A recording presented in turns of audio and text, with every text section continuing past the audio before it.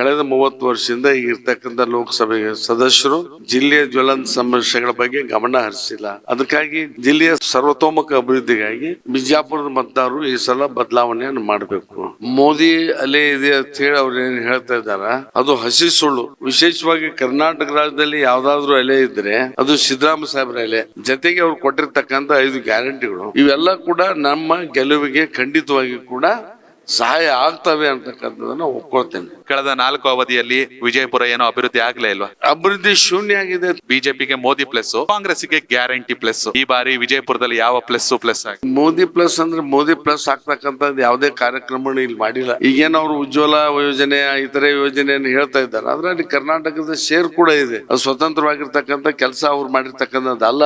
ಆಮೇಲೆ ಪಂಚ ಗ್ಯಾರಂಟಿ ಅಂತ ಅನೇಕ ಗ್ಯಾರಂಟಿಗಳನ್ನು ಕೊಟ್ಟು ನಾವು ರಾಜ್ಯಕ್ಕೆ ನೆರವಾಗಿದ್ದೀವಿ. ನಮ್ಮ ಪಕ್ಷ ಅವರು ಈ ರೀತಿಯಾಗಿ ಏನು ಮಾಡಲಿಲ್ಲ. ಅದು ಮೈನಸ್ ವಿನ ಪ್ಲಸ್ ಆಗ್ಲಿಕ್ಕೆ ಸಾಧ್ಯ ಇಲ್ಲ. ಆದ್ರೆ ನಮ್ಮ ಪಕ್ಷದ ಕಾರ್ಯಕ್ರಮ ನನಗೆ ಪ್ಲಸ್ ಆಗ್ತದೆ. 28 ಕ್ಷೇತ್ರದಲ್ಲಿ ಕಾಂಗ್ರೆಸ್ ಸಂಖ್ಯೆ ಎಷ್ಟಾಗಿದೆ? ಬಿಜಾಪುರ ಸೇರ್ಕೊಂಡು ಒಂದು 20 ಕ್ಷೇತ್ರ ನಾವು ಗೆಲ್ತೀವಿ.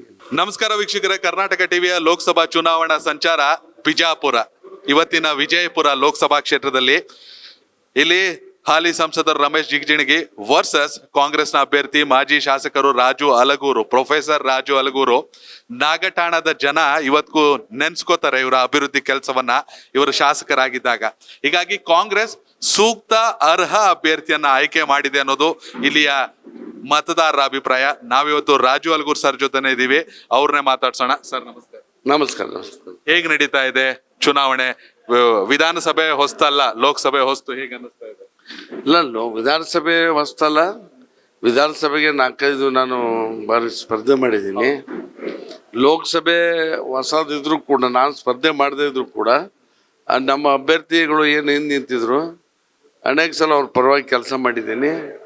ಏನು ನಮ್ಮ 1998ರಲ್ಲಿ ಎಂ ಬಿ ಪಾಟೀಲ್ ನಿಂತಿದ್ರು, ಗೆದ್ದಿದ್ರು, ಅವಾಗ ಕೂಡ ಕೆಲಸ ಮಾಡಿದ್ದೀನಿ. ಆಮೇಲೆ ಜಿಲ್ಲೆಯ ಬಹುತೇಕ ಭಾಗಗಳ ಪರಿಚಯ ಇರೋದರಿಂದ, ಎಲ್ಲ ತಾಲೂಕುಗಳ ಪರಿಚಯ ಇರೋದರಿಂದ, ನಾಯಕರ ಪರಿಚಯಗಳು ಇರೋದರಿಂದ ಹೆಚ್ಚಿನ ತೊಂದರೆ ನನಗೆ ಆಗಿಲ್ಲ.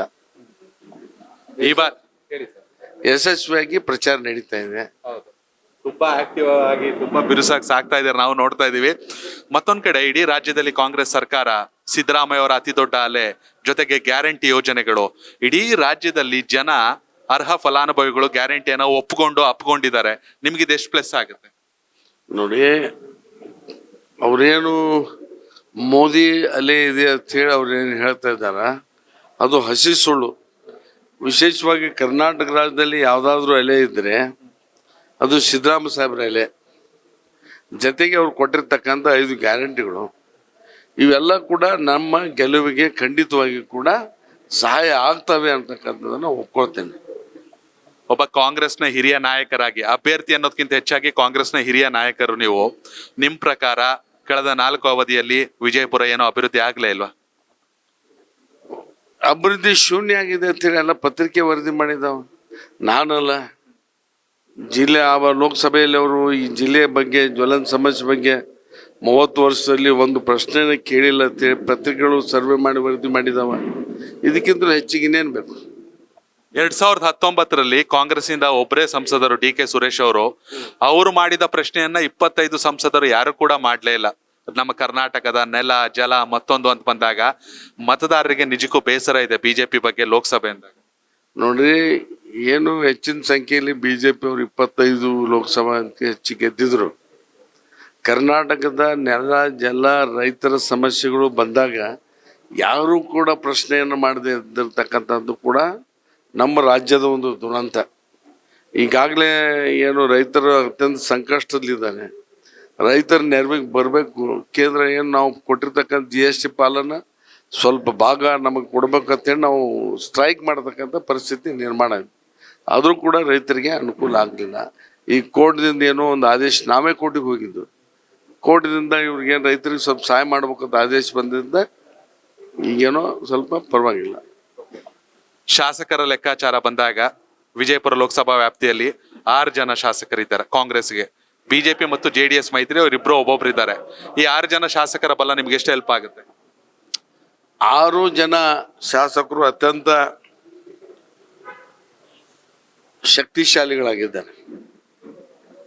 ವಿಶೇಷವಾಗಿ ಮಂತ್ರಿಗಳು ಕೂಡ ತಮ್ಮದೇ ಆಗಿರ್ತಕ್ಕಂಥ ದೊಡ್ಡ ಮಟ್ಟದ ಪ್ರಭಾವವನ್ನು ಜಿಲ್ಲೆಯಲ್ಲಿ ಇಬ್ಬರು ಮಂತ್ರಿಗಳು, ಒಬ್ರು ಉಸ್ತುವಾರಿ ಸಚಿವರಾಗಿರ್ತಕ್ಕಂಥ MB ಪಾಟೀಲ್ ಸಾಹೇಬರು, ಇನ್ನೊಬ್ಬರು ಶಿವಾನಂದ ಪಾಟೀಲ್ರು, ಇಬ್ಬರು ಕೂಡ ಪ್ರಭಾವಿಗಳಾಗಿದ್ದಾರೆ. ಆಮೇಲೆ ಶಾಸಕರು ಕೂಡ ಅವರವರ ಕ್ಷೇತ್ರದಲ್ಲಿ ಅತ್ಯಂತ ಪ್ರಭಾವಶಾಲಿಗಳಾಗಿದ್ದಾರೆ, ಕೆಲಸ ಕೂಡ ಮಾಡಿದ್ದಾರೆ. ಹೀಗಾಗಿ ಅವರೆಲ್ಲ ಅವ್ರ ಕಾರ್ಯಕ್ರಮ, ಮಂತ್ರಿಗಳ ಪ್ರಭಾವ ನನಗೆ ಖಂಡಿತವಾಗಿ ಕೂಡ ಸಹಾಯ ಆಗ್ತದೆ. ಅವರೆಲ್ಲರೂ ಕೂಡ ನಾನು ಎಷ್ಟು ಸಂಚಾರ ಮಾಡ್ತಾ ಇದ್ದೀನಿ, ನನಗೆ ಎಂತಲೂ ಹೆಚ್ಚಿಗೆ ಅವರವ್ರ ಕ್ಷೇತ್ರದಲ್ಲಿ ಜಿಲ್ಲಾ ಮಟ್ಟದಲ್ಲಿ ಅವರು ಸಂಚಾರ ಮಾಡ್ತಾ ಇದ್ದಾರೆ, ಮತ ಕೇಳ್ತಾ ಇದ್ದಾರೆ. ಶಿವಾನಂದ ಪಾಟೀಲ್ ಸರ್ ತಮ್ಮ ಮಗಳು ಚುನಾವಣೆ ಕೂಡ ಮಾಡ್ತಾ ಇದ್ದಾರೆ, ಜೊತೆಗೆ ನಿಮ್ ಪರವಾಗಿ ಕೂಡ ಸಾಕಷ್ಟು ಓಡಾಡ್ತಿದ್ದಾರೆ, ನಾವು ನೋಡಿದ್ವಿ. ಹೇಗಿದೆ ಅವರೆಲ್ಲರ ಪ್ರತಿಕ್ರಿಯೆ? ನೋಡಿ, ಶಿವಾನಂದ ಪಾಟೀಲ್ ಅವರ ಮಗಳು ಬಾಗಲಕೋಟೆಯಲ್ಲಿ ಸ್ಪರ್ಧೆ ಮಾಡಿದ್ದಾರೆ.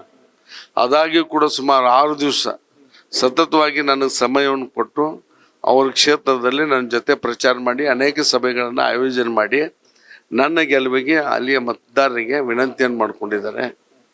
ಅತ್ಯಂತ ಕಳಕಳಿ ವಿನಂತಿಯನ್ನು ಮಾಡಿ ನನ್ನ ಗೆಲುವಿಗೆ, ಅದು ನನ್ನ ಗೆಲುವಲ್ಲ ಅವ್ರ ಗೆಲುವು ಅಂತ ಹೇಳಿ ಮತ ಹಾಕ್ಬೇಕಂತ ಹೇಳಿ ವಿನಂತಿಯನ್ನು ಕೂಡ ಮಾಡಿದ್ದಾರೆ.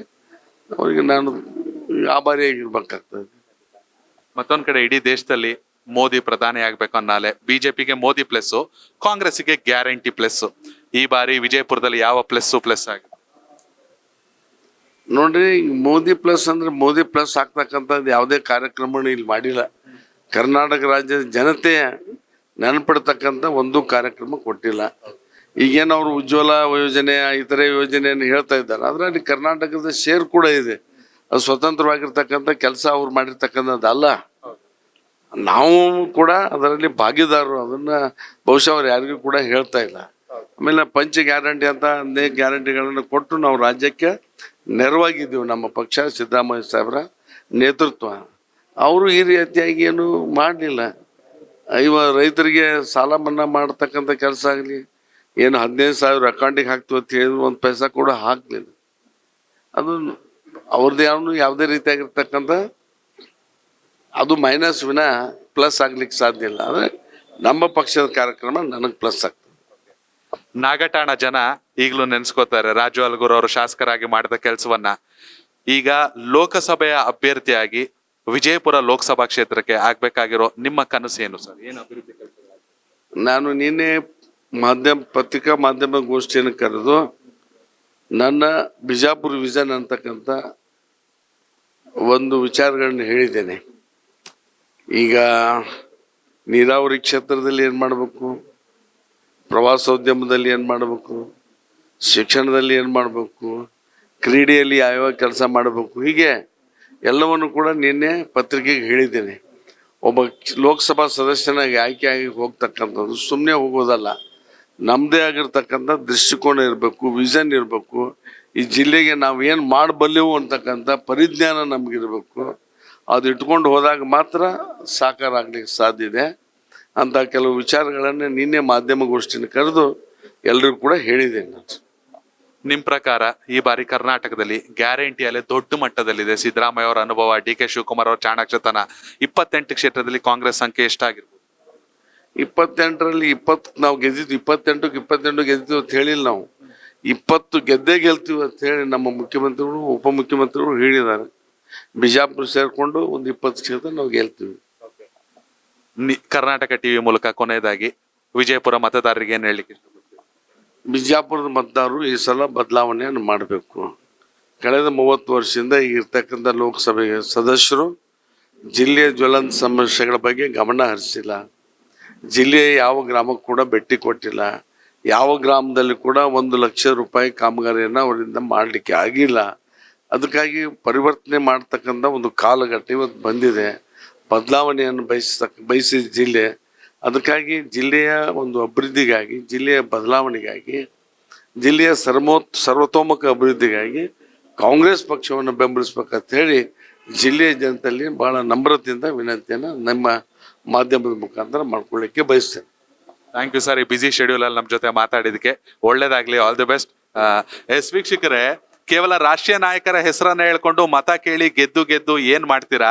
ನಿಮ್ ಜೊತೆ ಇರುವಂತಹ ಸದಾ ನಿಮ್ಗೆ ಅಭಿವೃದ್ಧಿ ಕೆಲಸವನ್ನ ಮಾಡುವಂತ ನಾಯಕರನ್ನ ಆಯ್ಕೆ ಮಾಡ್ಬೇಕಾಗಿರೋ ಸಂದರ್ಭ ಇದು. ಜೊತೆಗೆ ಕಾಂಗ್ರೆಸ್ ಗ್ಯಾರಂಟಿಯನ್ನ ಘೋಷಿಸಿದಾಗಲೇ 136 ಜನರನ್ನ ಗೆಲ್ಸಿದೀರಾ. ಈಗ ನಾವು ಗ್ಯಾರಂಟಿಯನ್ನ ಪೂರೈಸಿದೀವಿ, ನುಡ್ದಂತೆ ನಡೆದಿದೀವಿ, ಜನ ನೋಡ್ತಾ ಇದ್ದಾರೆ. ಬಿಜೆಪಿಯ ಭಾವನೆ ಬೇಕಾ, ಕಾಂಗ್ರೆಸ್ನ ಅಭಿವೃದ್ಧಿ ಬೇಕಾ ಅನ್ನೋದನ್ನ ನೀವು ಕೂಡ ಈ ವಿಡಿಯೋನ ನೋಡ್ತಾ ಇದ್ರೆ ವಿಜಯಪುರದ ಸಂಸದರು ಯಾರಾಗ್ಬೇಕನ್ನೋದನ್ನ ಕಾಮೆಂಟ್ ಮೂಲಕ ತಿಳಿಸಿ. ಕ್ಯಾಮ್ರಾ ಪರ್ಸನ್ ಮಹಾಂತೇಶ್ ಜೊತೆ ಯೋಗೇಶ್, ಕರ್ನಾಟಕ ಟಿವಿ, ವಿಜಯಪುರ.